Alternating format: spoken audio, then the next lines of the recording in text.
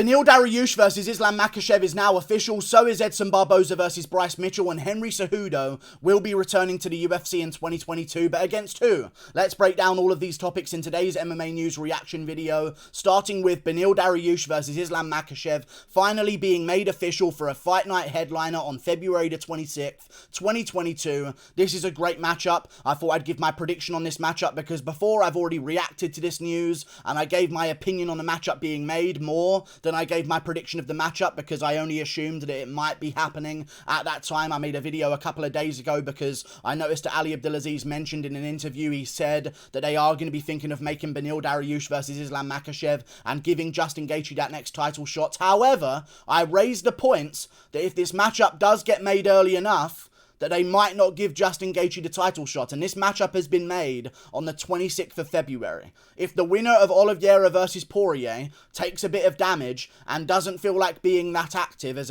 a champion to defend against the next contender, and they wait, 2 months? Which is pretty reasonable for a champion to do. If the winner of Oliveira versus Poirier takes 2 months to recover before they've signed a fight against their next contender, and this fight has already happened, Justin Gaethje is not getting a title shot. If Islam Makhachev beats Beneil Dariush, or Beneil Dariush beats Islam Makhachev, before the winner of Oliveira versus Poirier is signed to fight Justin Gaethje, Justin Gaethje's not getting that bout signed because the winner of this one is going to be demanded by the fans to get a title shot. This is a true title elimination bout. I'm so glad it's a main event. I love 5-round title elimination bouts. You get to see a contender go into those deep waters, into those championship rounds before they actually take on the champion. I know both of these guys have been in those 5-round fights before, especially Islam Makhachev more recently against Thiago Moises. Took him into that 4th round and choked him out there. However, I think this is going to be a 5-round fight. I think maybe it'll go into like a 5th round finish for Islam Makhachev, but let's talk about the matchup in general.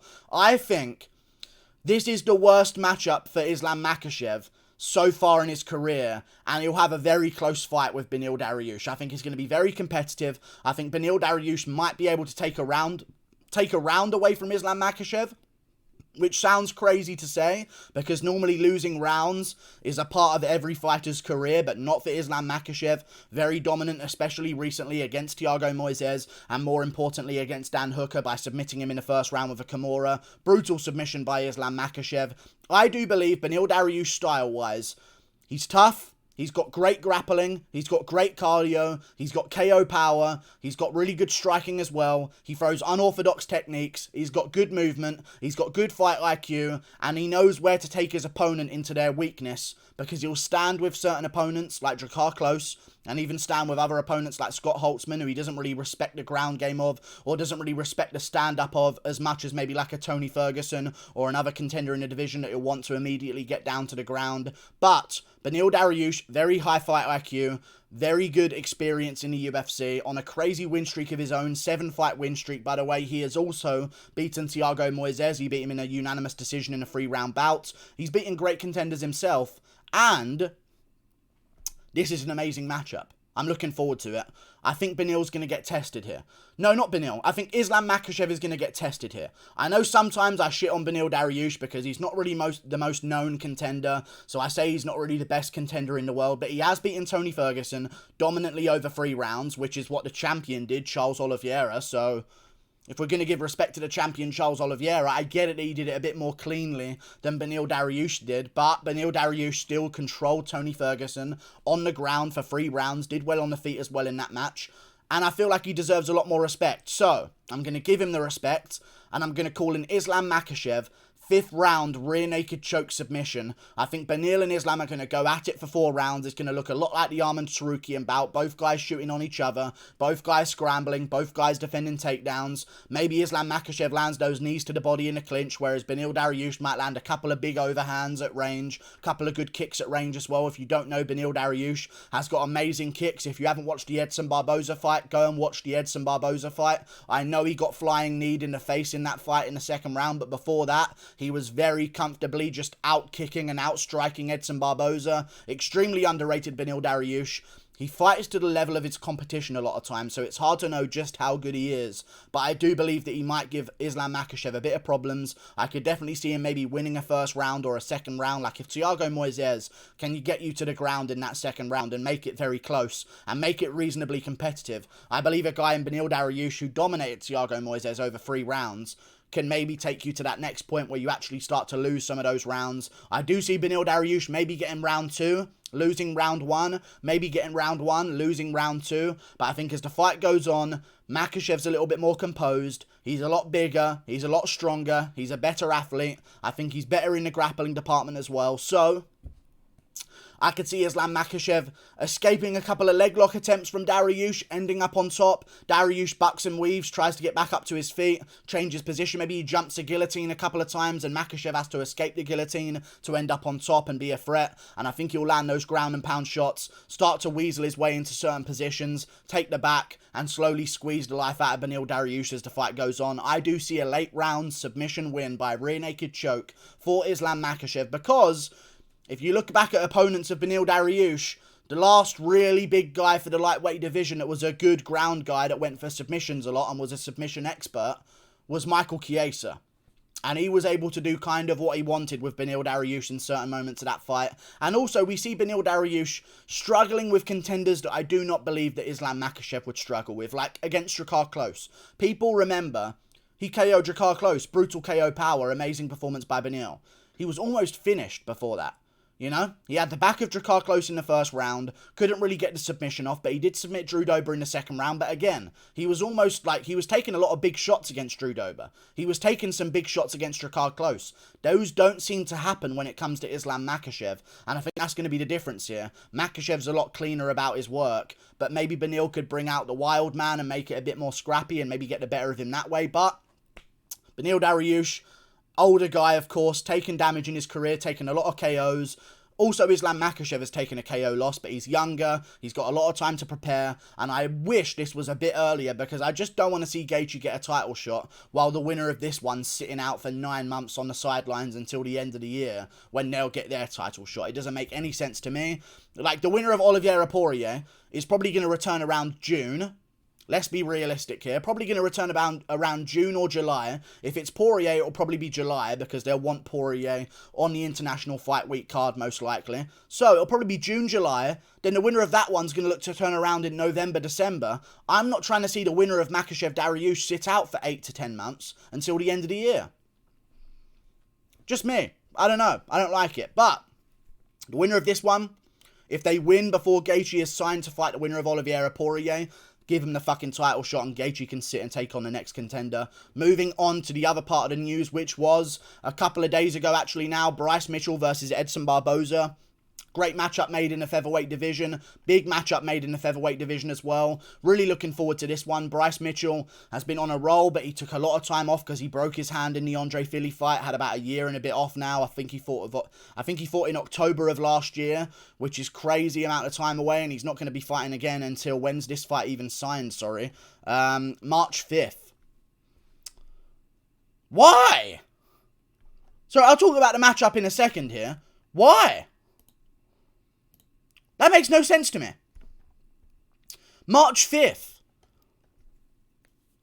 We haven't even started December yet. Why are you booking matchups 4 months away? Mitchell's been out for over a year. Let's get back in there.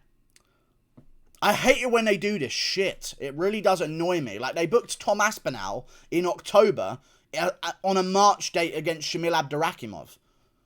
It's like they're holding back activity of good contenders. It makes no sense, but you know what? As long as it's getting made, Edson Barboza versus Bryce Mitchell was a great matchup. I thought this was the matchup they're going to go for. I could also maybe see an Edson Barboza versus Dan Hooker rematch with Dan Hooker moving down, but they've gone with this one instead, and I am going to maybe edge on the side of Bryce Mitchell here. I know Edson Barboza is very dangerous. I know if Bryce Mitchell can't get him down, that Edson Barboza will annihilate this man on the feet. I do believe that. Bryce Mitchell watches this channel. He probably is watching this video as well. But if you are on the feet with Edson, there's problemos, okay? There's big problemos for you on the feet with Edson. He's a different level of speed. We've seen that against a lot of contenders right now in the featherweight division. I do believe Bryce Mitchell will do quite well on the feet against Edson Barboza in this matchup, but that's only if he can establish Edson's fear of the takedown early and make him at least worry about being taken down. Think about the takedown. Maybe he stuffs a couple of them in the early few minutes, and now he's consciously thinking about them as you sort of dip your head and level change and throw overhands over the top and catch him with those. Now he's worried about the stand-up. Now you're going for the takedown again.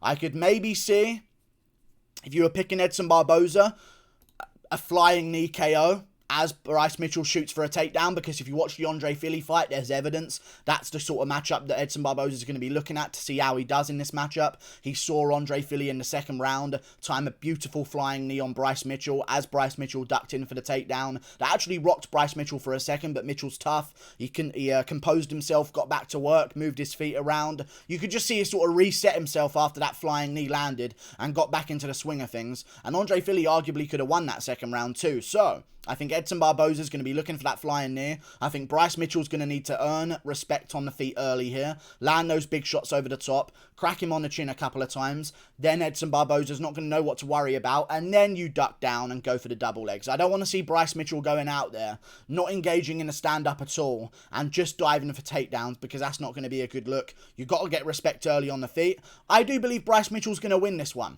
because I watched a few Edson Barboza matchups, and people talk about the fact, there's no way Edson Barboza's going to lose. You know, people haven't been able to get him down so far in the featherweight division, but they have. They have managed to get him down so far in the featherweight division. A lot of them have as well. You know what I mean? Like, just because he fought Giga Chikadze, by the way, he took another KO loss on his career of so many KO losses already, and so much damaging fights already in his career as well, where he's been beaten up badly over the 5 rounds, or the 3 rounds, or even submitted after being beaten up badly, like against Tony Ferguson. Just another KO loss for Edson Barboza in his career. Not really a good look if you're looking at longevity, but you know what? I'm going to trust that this is going to be the same peak form Edson Barboza that we saw against Burgos and Makwana Mirkani, and if it's that version of Edson Barboza, Makwan took him down at the end of round 1, at the end of round 2, and multiple times throughout round 3 as well. So, I think that Bryce has got this one. But he's only going to get it if, once Edson Barboza stuffs the first takedown, he shoots again and chains his takedowns together, because that's where Dan Ige had success. Not even Dan Ige, but yes, Dan Ige had success. In the 3rd round of their bout, he took him down. And Makwana Mirkani had success there as well in the 3rd round. What would happen was, Edson Barboza would stuff a takedown, sprawl, try and escape, but then during the escape, he would give up another single leg attempt or a double leg, and he'd end up having to defend another takedown, and you could see it on his face. He doesn't like when takedowns are chained together. This was the same case against Khabib as well. Khabib was chaining takedowns, sticking to him like glue, and watching Bryce Mitchell against Andre Fili, that's kind of how Bryce Mitchell kept Andre Fili down. Fili would scramble the first takedown. He wouldn't get taken down immediately, or he'd buck back up. Maybe Bryce Mitchell would take mount, and Fili would have a big explosive movement and get back up to his feet, but then Bryce Mitchell would just shoot again, push him against the cage, drag him down to the canvas again, and that will start to demoralize Edson Barboza as this fight goes on. I think if Bryce Mitchell does that, he'll definitely win this matchup, and I trust Bryce Mitchell to do that because he follows good game plans, saw that against Andre Fili, earned respect on the feet early, actually cracked Andre Fili a couple of times with some really solid shots on the feet. Actually, I believe rocked Andre Fili in the 3rd round of their bout that they had, but I do see this one going to Bryce Mitchell.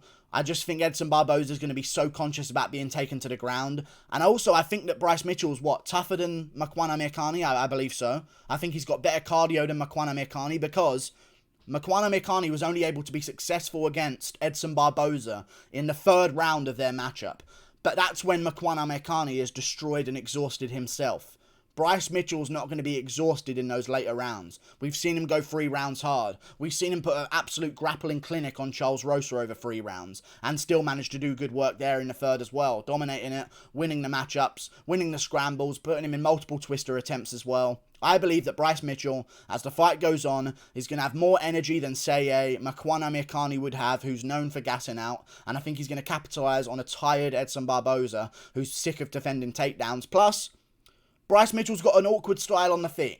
Makwana Mekani got tagged up against Barboza by standing in front of him and trying to grab the lead hand of Edson Barboza. Bryce Mitchell dances around the outside, switches stances, goes in at some weird angles and movements, moves around back on the outside, moving his feet around all over the place, and he has very different stand-up to a guy who's standing right in front of Edson Barboza. He also throws a lot of side kicks, some front leg hook kicks as well. I think that's going to be good against Barboza because it leaves him out of danger of that leg being chewed up by Barboza, which he loves to do so much. A lot of unorthodox stuff, a lot of unorthodox movement, and then finally land some big shots and start going for the takedowns afterwards and chaining them together. I've got a Bryce Mitchell late round submission. I'll go third round arm triangle sub for Bryce Mitchell here against Barboza. Moving on, Henry Cejudo is acting as though people care about him again. Ali Abdelaziz claimed that he has a 100% chance that Ali Abdelaziz claims there's an 100% chance that Henry Cejudo will return in 2022. And he says what it will take to make the Alexander Volkanovski fight happen. I'll tell you what it will take. The death of Max Holloway. Because he's fighting Volko next. Why are you still trying to pipe up into this conversation? You're not just going to jump the queue at featherweight right now. It's arguably more log jam than it's been in a while. If Giga Chikadze beats Calvin Kattar, you already know he's going to be screaming for a title shot. Just beat Barboza, just beat Kattar, he's going to be wanting a title shot. If the winner of the Korean Zombie versus Arnold Allen gets their hand raised, which they will because they'll be the winner, they're going to call for a title shot as well. If Bryce Mitchell beats Edson Barboza, he's going to be looking to the top 5 against someone who's going to get him that title shot as well. There are so many contenders right now at featherweight. The winner of Evloev versus Topuria, that's going to warrant a title elimination bout, or at least a top 5 opponent or a top 10 opponent. Like, there's so many fighters in the featherweight division right now, and you've got Dan Hooker coming down and putting his own name in the mix. I don't think it's time for a Henry Cejudo title fight to happen and clog up the entire division on a fight that just simply doesn't make sense. I think Volkanovski would beat him. I know a lot of people say Henry Cejudo's got a better chance than you would expect. I do agree. Cejudo's got a good chance of cracking Volk on the chin. Cejudo's not even in the USADA pool. So it's going to take a lot more than just agreeing that Cejudo is going to defend the belt afterwards, which is what Ali Abdelaziz suggested. He said he'll tell Dana White and tell Cejudo, you've got to defend the belt afterwards, otherwise you aren't allowed to come back. But, join the USADA pool. You've got to be in it for 6 months. This just doesn't make any sense. And you're focusing on training John Jones and training Weili Zhang and training Francisco Figueiredo and Davison Figueiredo as well. And Paulo Costa even in some moments. What are you doing? You're not coming back, so stop talking about it. You're clogging up headlines here. Obviously, this fight's not going to happen. If he wins the belt and defends it once, the UFC doesn't want to know that their champion's only going to defend it once and then dip. That's not an improvement. It's a slight improvement on just getting it and leaving, but it's still an acknowledgement that you're going to be gone after one fight. So I don't see why the UFC would entertain this matchup. He's not even in the USADA pool, and he needs to be in it for 6 months to even compete again. And right now, we've got the matchups that we know are going to need to happen. February, Volkanovski versus Holloway 3. Make it happen. The winner of Giga Chikadze versus Calvin Kattar can take on the winner of Arnold Allen versus the Korean Zombie. Or you can do like Brian Ortega Yair Rodriguez versus the winner of Kattar versus Chikadze. Josh Emmett is taking on Dan Ige. If Josh Emmett wins, he's on a crazy win streak right now in the featherweight division. So there's so many contenders. You can't have Cejudo in the mix. Click that button up there. Toodle pip. I'll see you later. Goodbye.